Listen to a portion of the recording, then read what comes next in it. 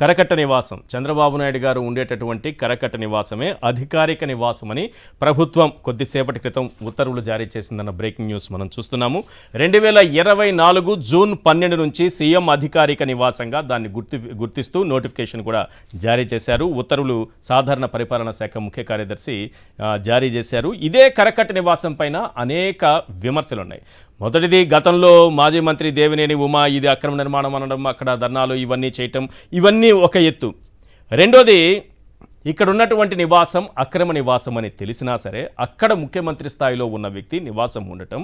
రెండో విషయం, అత్యంత కీలకమైనటువంటి విషయం, అసలు లింగమనేని ఈ భవనాన్ని చంద్రబాబు నాయుడు గారికి ఫ్రీగా ఇచ్చారా, అద్దెకిచ్చారా?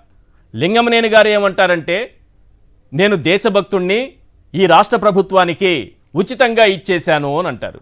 చంద్రబాబు నాయుడు గారు ఏమంటారంటే, నేను అందులో అద్దెకున్నాను అని అసెంబ్లీలో చెప్పారు. అద్దెకున్నారా, ఆయన ఉచితంగా ఇచ్చేశారా? ఇప్పటికే తేలలేదు. అనేక సార్లు ఆ కరకట్ట నివాసం మునిగింది తేలింది, మునిగింది తేలింది. వాస్తవం మాత్రం ఇప్పటికీ తేలలేదు. ఇది మునుగుతుంది, తేలుతుంది. దాని ద్వారా ఏమైందో, బుడమేరు ఎట్లా పొంగిందో మనం చూసాం కదా. ఇప్పుడు దాన్నే అధికారిక నివాసంగా గుర్తించారట. కానీ అది మునుగుతుంది, తేలుతుంది. ఆ కరకట్టగా వెంబడి ఉండేటటువంటి నివాసాలన్నీ మునుగుతాయి, తేలుతాయి. మొన్న వరదలకు చూసాం కదా. కానీ వాస్తవం ఏంటో తేలదు ఎప్పటికీ. వాస్తవం తేలాలి. ఇప్పుడు అది ఎన్నిసార్లు మునిగింది, ఎన్నిసార్లు తేలింది అన్నది కాదు, వాస్తవం తేలాలి. ఏంటి, దీన్ని ప్రభుత్వానికి ఇచ్చేశారా లింగమనేని గారు, లేకపోతే చంద్రబాబు నాయుడు గారు రెంట్కుంటున్నారా? ఆయన అసెంబ్లీలో చెప్పింది కరెక్టా, ఈయన మైకుల ముందు చెప్పింది కరెక్టా?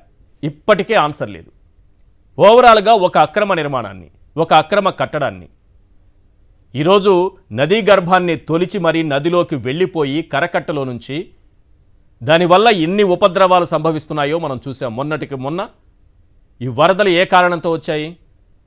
ఈ కరకట్ట వెంబడి ఉన్నటువంటి నివాసాలు మునిగిపోకూడదంటే బుడమేరు గేట్లెత్తి నీటిని మళ్లించి విజయవాడను ముంచేయాలి. ముంచేస్తే ఏమైంది? ఎన్ని లక్షల మంది జీవితాలు ఏ రకంగా మునిగిపోయాయి?